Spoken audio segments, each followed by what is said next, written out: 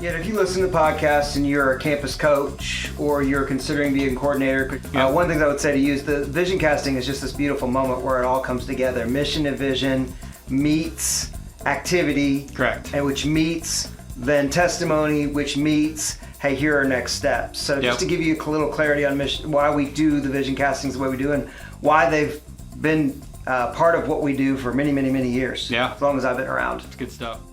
Working with the local church to take the hope of Christ to every student in the United States. This is First Priority. Now here are your hosts, Steve Chirico and Brad Skelling.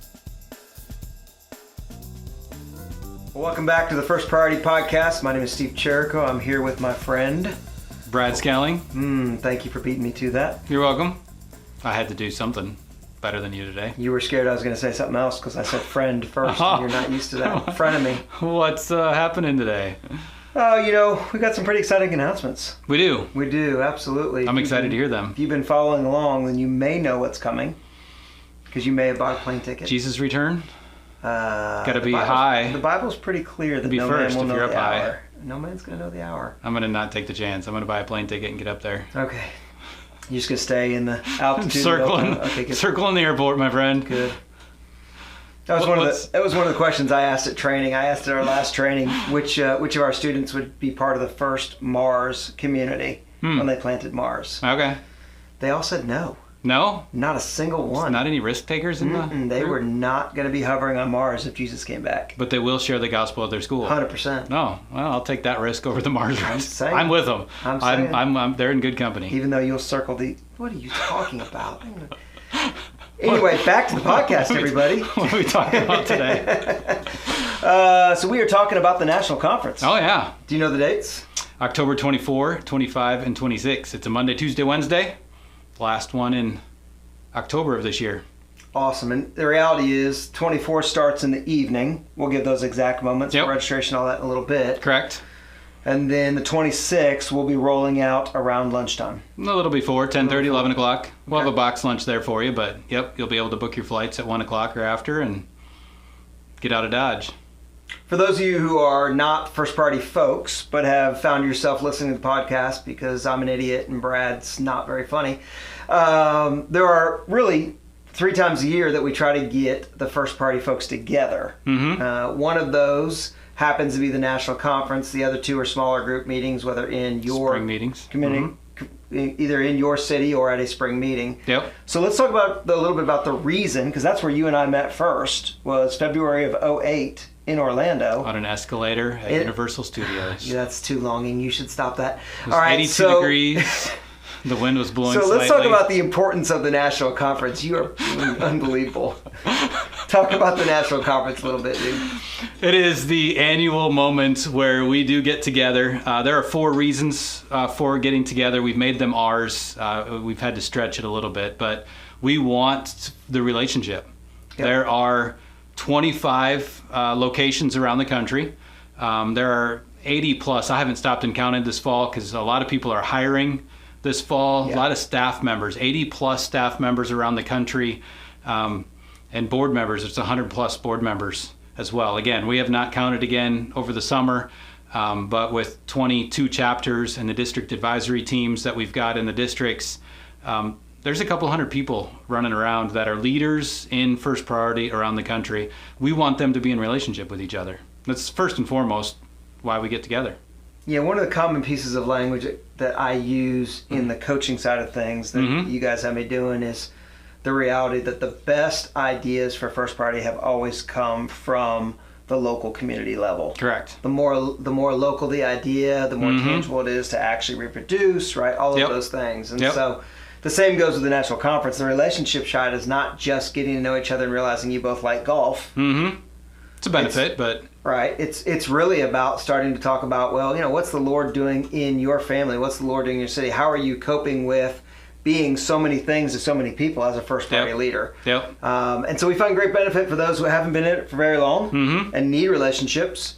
We find great benefit for those who have been in it for 20 plus years. JD, Chris, Margo, Robbins, right? The need for them to be speaking into the lives of these people that are getting involved. And That's right. It's good stuff. So what's the second thing? The second thing is renewal. just to spend time like renewing ourselves, taking that moment away from the day in and day out, coming in, having that relationship. We're going to spend some time in prayer and worship. It's renewing our relationship with our Creator to say, hey, to take the hope of Christ to every student isn't just our job. It's not just what we get paid for. It's our calling. It's who we are as people. It's ministers of the gospel. And we want to renew that commitment in each one of us. It's fighting in the face of the wind that to do ministry is not to practice Christianity. Correct. Right? Yeah. My wife and I had that conversation on our walk the other morning. Which we all can do. Yep. That's right. All of us, whether we serve as a Sunday school teacher or whether we're a full-time employee of a nonprofit that claims to be a ministry, right? Mm-hmm. That is fighting in the face of the wind. Yep. Because they're two different things. It's good. All right. What else? Well, it's revision, to recast that vision again. Again, that's where the R gets a little bit of a stretch. But hey, it's to take the hope of Christ to every student is the big picture. Students reaching students is the club level niche that we fill. And to say, hey, we're pro-church and we want to cast this vision to get our core values out there, to say it again. We talked last week about accountability and expectations, and that we need to repeat ourselves. We want to repeat ourselves again. Yep. And we have new people every year, some of the same people as well, come up and talk about the mission and vision of First Priority. And it's just a good time to hear that vision and reemphasize it again. Yeah, that's good. I don't have anything to add to that. So it leads us to the fourth. Retooling. So there's always another tool for the tool belt, whether it be ministry, club training, networking, fundraising, all the many little aspects that we have to do on a day in and out basis to say, hey, what's the latest and greatest out there as far as the tools to accomplish First Priority? So those are the four reasons: relationship, renewal, revisioning, and retooling. We need to redo that revisioning one. Find another R word for that. I'll work on that for you. Thanь you. Thank you. Since I brought you the first four. Hilarious. I love it. All right, so let's do some nitty gritty just about people are going to be buying flights, because this year we're in Fort Worth, Texas. We are in Fort Worth, Texas. And there's a reason for our theme because we are in Fort Worth, Texas. So jump into that a little bit. So 1985, our first priority clubs ever were in Fort Worth, Texas.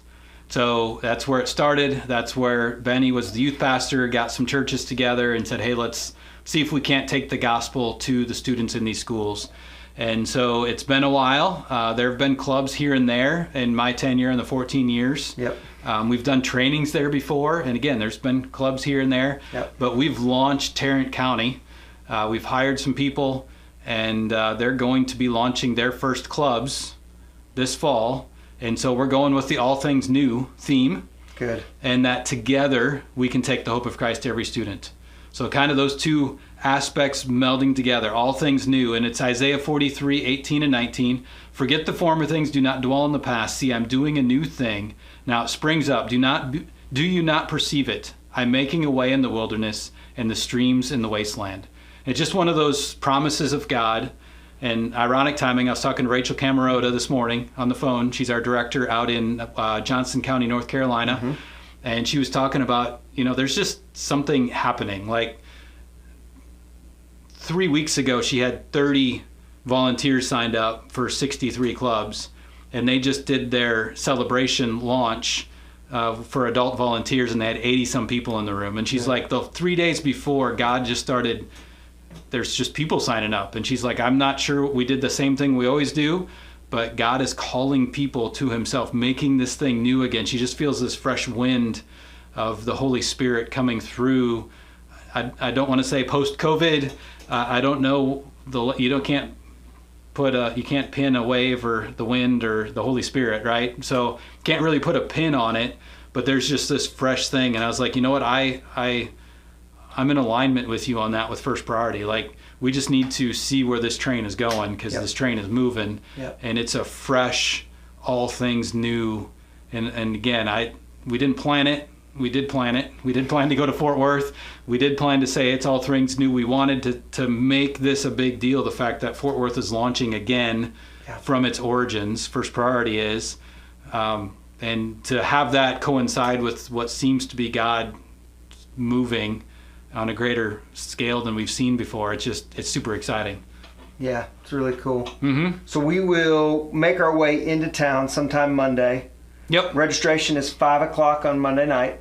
Correct. Dinner begins at? So registration will open at 4. Oh, nice. Cool. Yep. So Courtyard Inn and Suites by the Stockyards in Fort Worth, Texas. So we'll be just around the corner, I believe. It's not across the street from the main Stockyards, but it's just like up to the north a little right there. Yeah. We're in the Stockyards. 4 o'clock is registration. 6 o'clock dinner will begin there. We'll have a catered meal in there, and 7 o'clock we will launch with our first session. And I'll make a special note for those of you that are directors, have a board team over you, or your district leaders, and you have a district advisory team. We are encouraging as many of those as possible. In fact, locally, I've already sent a note to our board team saying, hey, we'll figure it out, right? Let us help you get there if you need to. But Monday night and Tuesday morning are crucial for them to be there. They are welcome and encouraged to come to the whole thing, but if they're a high capacity leader and they've got a short window, they can fly in Monday at lunch, they can get out Tuesday at lunch and not miss 2 full days of work. Correct. So, well, and I will add to that, while we're talking about that anyway, is that our board for First Party of America is meeting, I don't know why I just clapped my hands, but I just did, is meeting at noon that day in the conference room where we will be meeting. Great. And so they're going to go into executive session at noon. They're going to meet for a couple hours, and then they're going to be there to mingle with you. They'll invite you in and say, hey, let's have a conversation. I think they're going to have an intentional conversation. So if you're a board member and you want to come a little bit early, maybe 3 o'clock, I don't know the exact time. I don't know that they're going to know the exact time until it happens, right? But they want to invite you in. They want to meet you. They want to shake your hand and get to know you a little bit. Even before the conference starts. So if you can get there a little bit early, your flight's a little bit early, if you want to get into the hotel too, settle in, get back down to the conference room or up to the conference room, then we can go from there. It's great. And then in standard form, and I'm going to let you interrupt me and fix things that I said, but in standard form, we'll get up the next day, we'll have sessions in the morning. Those will also have some board influence as well, correct? So Monday night already. Okay. So not jumping ahead to Tuesday morning, but our board is going to lead Monday night's opening session. There you go. There, you're going to hear from their heart. You always hear from the staff, right? You hear from us who get paid to do it. But now you're going to hear from some people who are voluntarily leading the charge for us as a national staff. And they are all going to be around. They're going to spread out at tables, so you'll be able to sit with them around the table, and you're going to hear from them at the front of the room.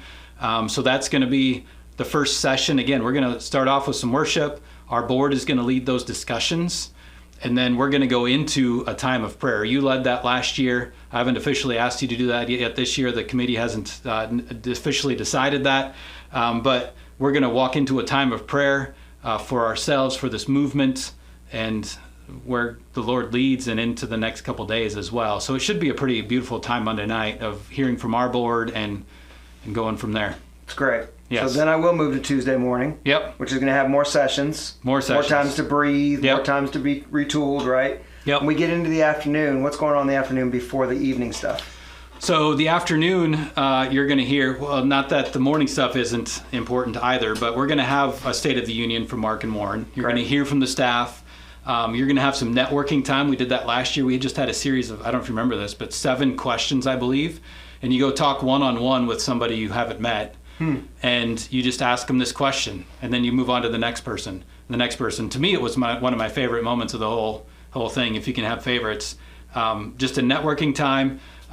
We're going to have another couple sessions. Chris Lane and Warren are going to lead a session on fundraising, and so we're gonna do that. We're getting into the afternoon, so I'm going to combine the afternoon and the evening. Please. So the afternoon and the evening are going to be centered around a vision casting for Fort Worth. So the conference room that we reserved, we're usually 60, 70 people strong in our conference. We've reserved a room for 140. So that way on Tuesday night, we can invite people in from Fort Worth and do a vision casting. That's great. And so we're going to do a little training on vision casting. Again, some of you have done it. You can do it in your sleep, right? You've done them for years. You've been around for 20 years. You've been doing this. What we want to do is talk to you about what First Party of America is doing right now, because we've done them in Fort Worth and in Kansas City. We're planning some more in the other places that we're doing, but then Tuesday night we're going to follow that format that so we're going to train you on it a little bit, talk about it, and then we'll send you off to the Stockyards, have some fun. We are going to ask you to volunteer to say, hey, will you help us set this up? Will you be a table host for that during the session? But then we're going to walk through what we do in a vision casting. Hopefully, God willing, Lord willing, we'll have some students from Fort Worth sharing testimony. Will Sherman, our director there, will share testimony of what God's doing, where they're launching, and cast the vision for Fort Worth. So it's going to be this collaborative affair that we've never tried before. I'm a little nervous about it, honestly. Sure. But I'm also super excited about being able to cast that vision. Again, all things new in this new place where it started. And then it's in the heart of Tarrant County. It's downtown Fort Worth at the Stockyards. And we'll just see where God goes. And we're going to have a Q&A afterwards too, just to debrief and follow up. Normally we try to let all us old fogies go to bed at 9 o'clock, but 8:30, 9 o'clock, we'll probably regroup again after we've taken it all down and let everybody go and say, okay, what'd you learn? What'd you see? What do you have questions about? Especially for, new people, but everybody, hey, I never thought about that before, so. Yeah, if you listen to podcasts and you're a campus coach or you're considering being a coordinator because your area is beginning to explode, you built a small fire and that fire began to show smoke in the city, and everybody wants that.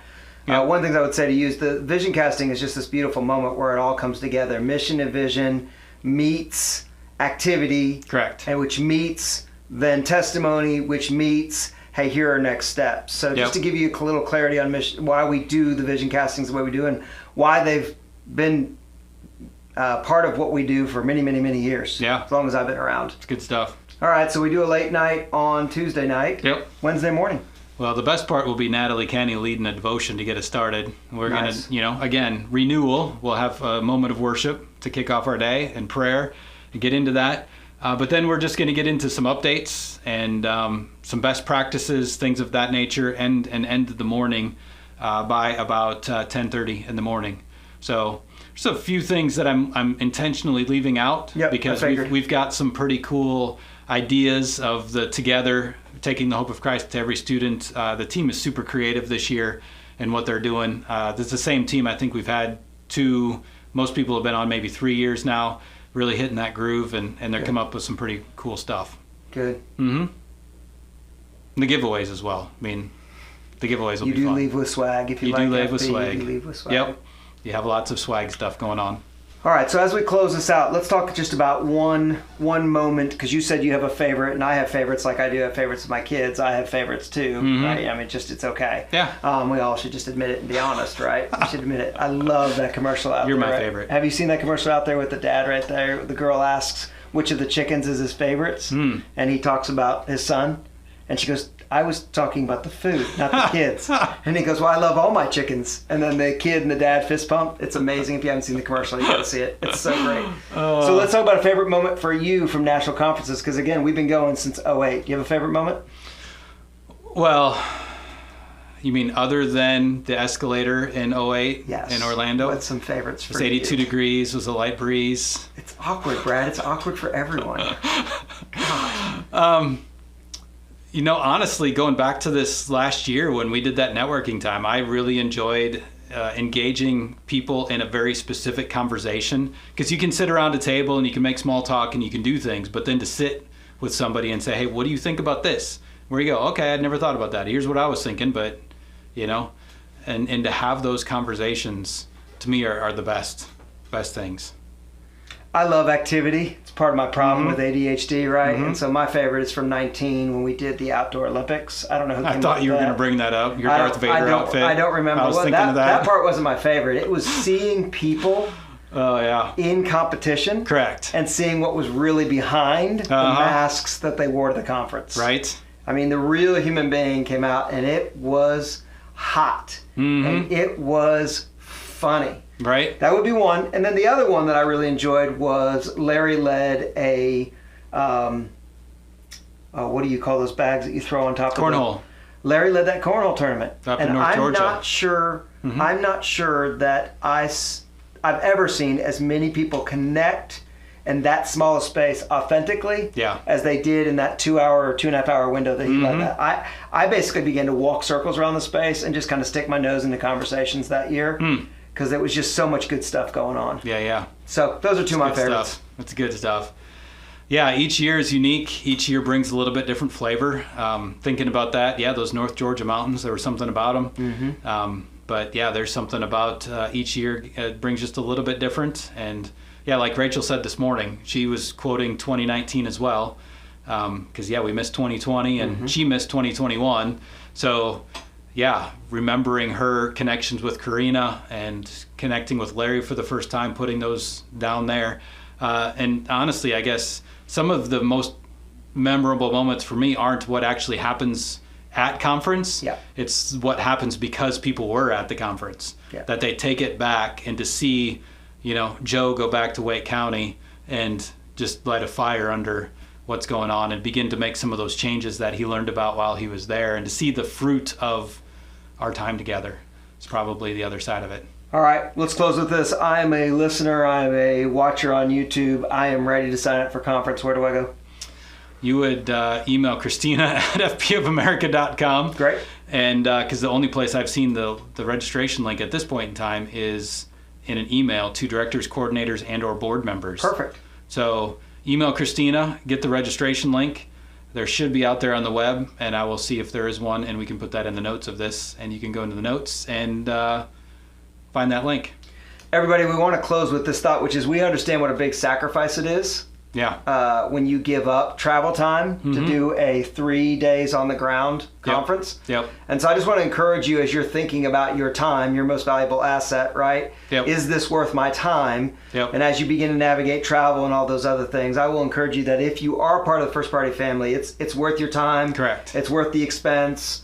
Whether the sessions are transformative to you, and they may be, Yep. or whether the relationship is transformative to you, or whether just the ability to get away from your everyday norm, right? We're going through the R's again. Whatever the reasoning is, I just encourage you, if you have not, or you have in the past, and you're thinking, should I really encourage you to come down this year. All Things New is going to be fantastic. It is, and I will concur with that. It's that relationship through the years and the repeatedness of it, that rhythm, to say, hey, we come to the spring meetings, we come to the fall conference, and we invite the national staff in once a year. So we have those 3 touch points. The people who are doing that, and again, some of that is on us, that we aren't always active and have that ability to get everywhere, but it's those places that really do achieve a little bit more health and a little bit more each year, to say, hey, we're going to grow, we're going to take the hope of Christ to more students and more schools, and just continue to strive for that mission and vision. So